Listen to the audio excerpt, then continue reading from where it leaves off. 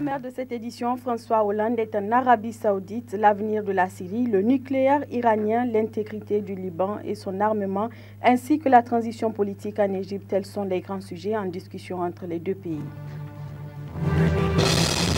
En Ukraine, l'opposition rassemble à nouveau près de 50 000 personnes. Elle poursuit sa mobilisation contre le président. Les manifestants dénoncent également le lynchage d'une journaliste.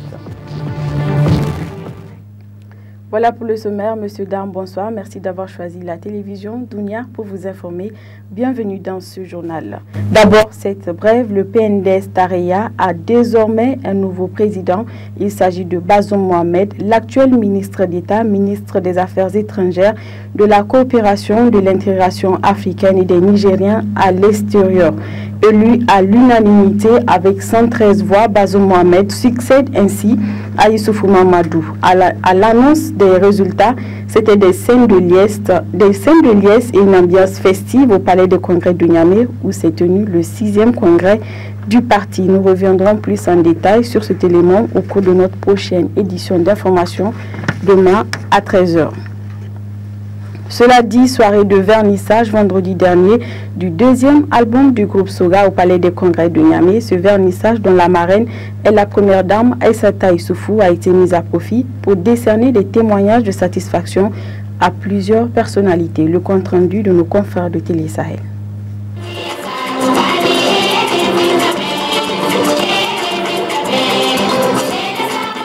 Après la présentation du groupe Soga, le spectacle a débuté devant environ 1500 personnes ayant pris part à ce grand rendez-vous de la culture nigérienne.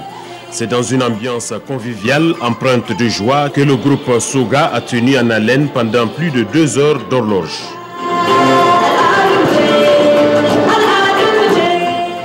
Vraiment, le groupe a répondu à mes attentes. Je trouve que le second album a été meilleur que le premier. Et c'est ce qu'on attend des artistes. J'apprécie beaucoup ce qui s'est passé aujourd'hui. J'apprécie vraiment le groupe Soga. Sinon, d'habitude, moi, les musiques, c'est pas mon genre. Mais j'ai toujours aimé le groupe Soga. J'ai fait qu'aujourd'hui, j'ai fait le déplacement pour venir voir ce qui se passe aujourd'hui. Vraiment, on est très contents. Tout le public est content. Et ils nous ont montré des prestations vraiment qu'on ne s'attendait pas. C'était une soirée en fait assez riche en culture. C'est magnifique, ce nouvel opus du groupe Soga a été magistralement bien travaillé. Nous ne pouvons que leur souhaiter tout le grand succès. Je suis très content d'être choisi parmi les artistes, de venir soutenir Soga. Il y a 6 ans, la sortie du premier album. Et depuis, les Nigériens attendaient en fait la sortie d'un second album. Ça a pris assez de temps, mais je pense que la sortie est une réussite de par la qualité du produit. En marge de ce vernissage a eu lieu la remise des témoignages de satisfaction par le ministre de la Culture aux récipiendaires Souley Dodo et Umoru Haderi, ancien ministre de la Culture, au service rendu au groupe Soga et à la culture nigérienne en général. L'auteur de cette célèbre chanson, devenue l'hymne de la jeunesse, Samari de Yammatan Niger, au festival de Zender en 1976. Une partie à Niamey, la pose des voix et des instruments, la correction des voix et des instruments à Bamako, et on a fini l'album à Paris. À mon avis, musicalement, le groupe a mûri. Je dis vraiment félicitations au groupe Soga. 2014, ça sera les clips. En plus de l'audio, ça sera les clips. Et on va faire en sorte que les gens, tout le monde apprécie ce que nous avons fait. Pour aller de l'avant, pour que la culture nigérienne vive, pour que le Niger aille en avant à travers sa culture. Cette grande soirée de vernissage de l'album du groupe Soga, placé sous le signe de la paix, et l'on sait fort bien que c'est intitulé et bien choisi. Ce vernissage a pour thème la paix. Et vous savez, en ce moment au Niger, la denrée la plus dont nous avons besoin, c'est la paix. Et la paix, c'est non seulement pour le Niger, mais pour l'Afrique entière. C'est pour apporter ma petite contribution par rapport à cette quête de paix que le groupe Soga a. Parce que, en plus, je vous informe aussi que je fais partie du groupe des premières dames d'Afrique pour la paix. Ça s'appelle Peace Mission. Et donc, nous avons notre siège à Abuja. Donc, je soutiens la paix. Ça n'a pas commencé aujourd'hui et je continuerai à le faire, que ce soit au Niger ou ailleurs. Une façon d'apporter une touche à la culture nigérienne, le CD de la soirée a été vendu à 600 000 francs CFA au député d'Andigé, preuve de l'intérêt qu'accordent les Nigériens à leur culture.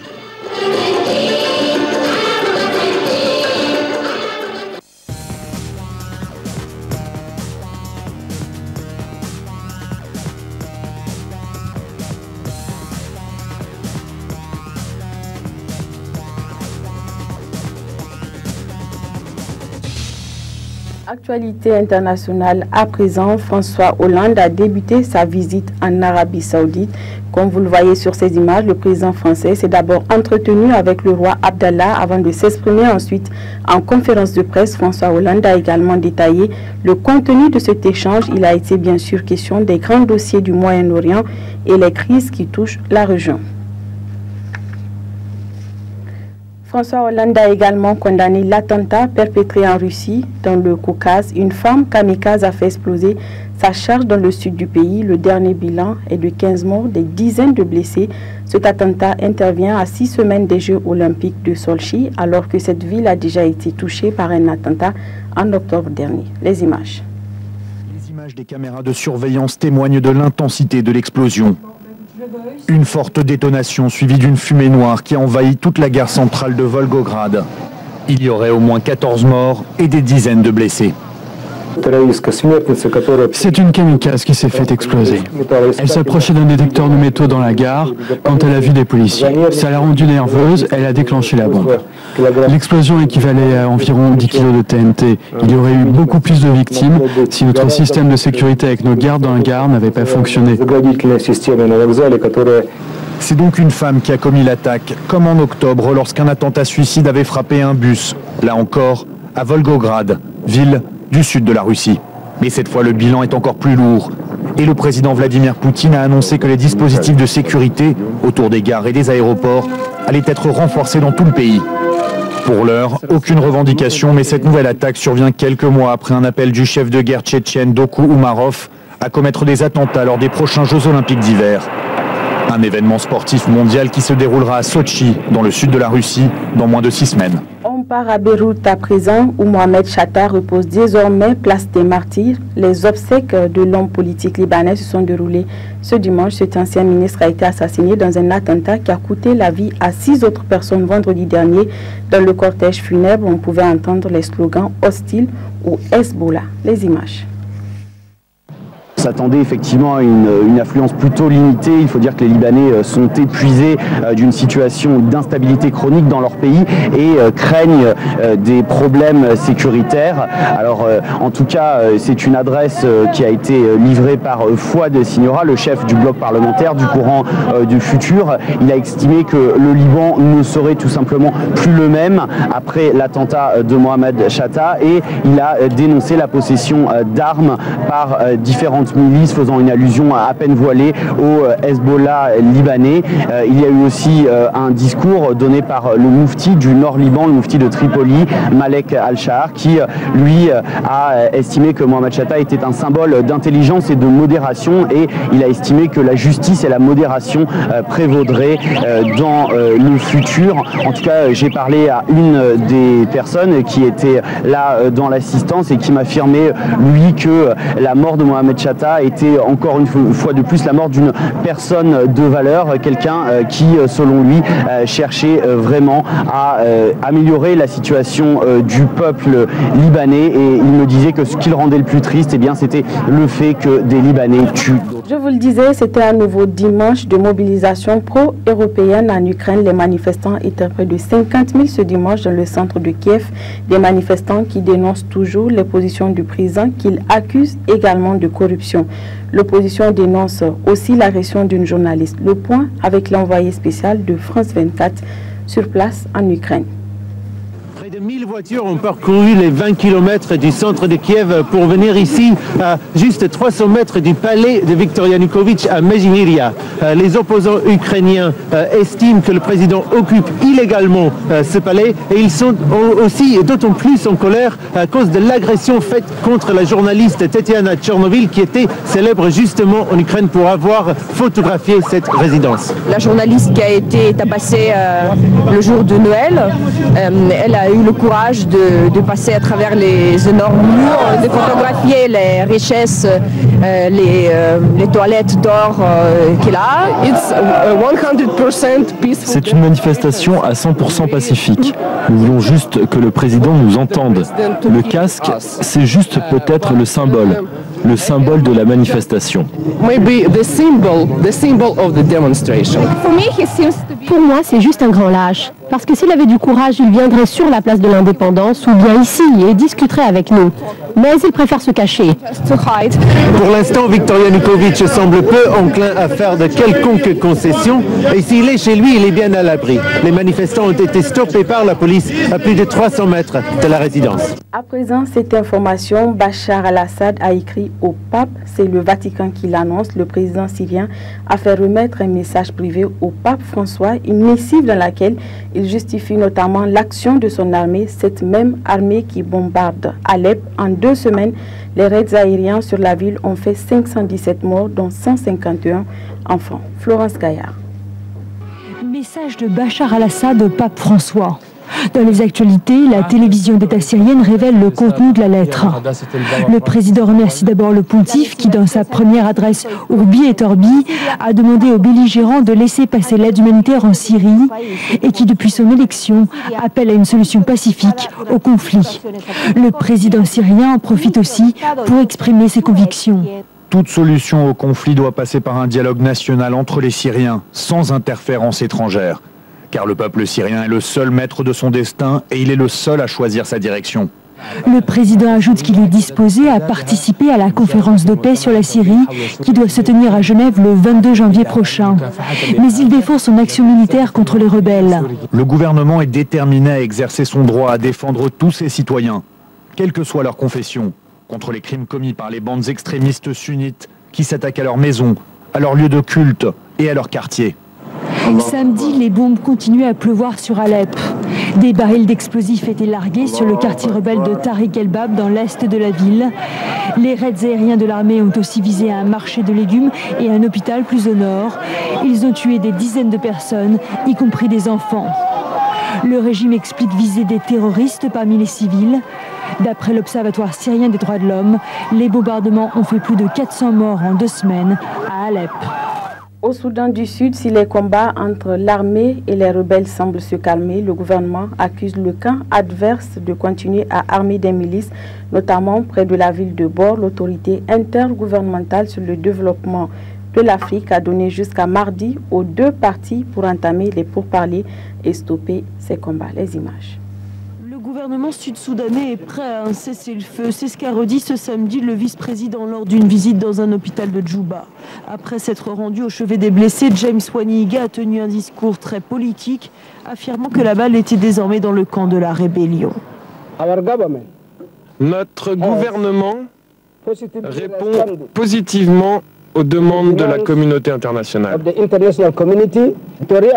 Le docteur Riek Machar a mis des obstacles au dialogue en posant des conditions.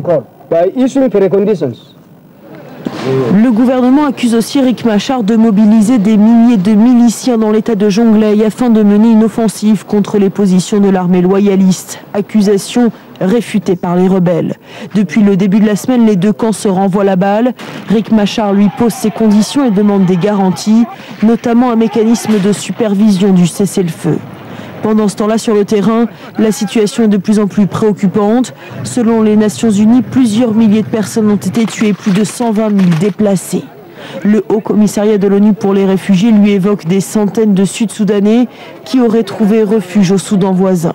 Les dirigeants des pays de la Corne de l'Afrique et d'Afrique de l'Est ont donné jusqu'au 31 décembre au président Salva Kiir et son rival Riek Machar pour se parler et arrêter les combats. On part en Inde à présent, un pays qui commémore le décès d'une étudiante il y a un an. Une jeune femme violée en réunion, puis décède des suites de ses blessures. Ce fait divers avait choqué le pays, provoqué d'importantes manifestations. Un rassemblement aux chandelles était organisé à New Delhi en sa mémoire.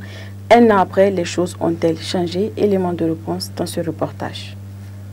Il y a un an, alors que Jyoti Singh vient d'être amenée nue, violée et rouée de coups à l'hôpital, la féministe Kavita Krishnan fut l'une des premières à se mobiliser.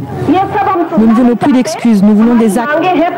Avec Kavita et d'autres féministes à leur tête, un immense mouvement populaire est né en Inde. Le gouvernement s'est alors trouvé contraint de mettre en place une nouvelle loi. En seulement un an, le débat a évolué. On est passé de la barbarie des viols collectifs au harcèlement sexuel au travail. Et ça va dans le bon sens, mais ce n'est pas assez. Nous attendons beaucoup plus du gouvernement, de la police et de la justice. En un an, de nombreux amendements ont été votés, aidant à briser la loi du silence. Ainsi, les plaintes pour viol ont doublé, le signe que les femmes ont désormais moins peur de se présenter devant les autorités. La loi a rendu obligatoire l'enregistrement des plaintes. Un policier, un fonctionnaire qui refuse de recueillir ces plaintes est aujourd'hui puni. Il y a aussi des cours de justice spéciales avec des procès qui doivent être tenus en moins de 2 mois. Si l'affaire Jyoti a déclenché une telle lame de fond en Inde, c'est aussi grâce à sa famille. Ses parents ont voulu mener l'action judiciaire jusqu'au bout et depuis un an, ils interviennent dès que possible dans les médias nationaux pour que le destin tragique de leur fille serve au moins à améliorer le sort des Indiennes. Si cette loi avait existé il y a un an, peut-être que rien de tout cela ne serait arrivé à ma fille. Je prie Dieu que cela n'arrive plus à aucune jeune fille. La révolution qui a démarré à Delhi a encore une longue route à parcourir. Mais en un an, les femmes indiennes semblent avoir trouvé leur voie. Voilà, ainsi s'achève ce journal. Merci de l'avoir suivi. Prochain rendez-vous avec l'actualité demain à 13h. Passez une très belle fin de soirée en compagnie de nos programmes et bon début de semaine à tous ceux qui nous ont suivis. Au revoir.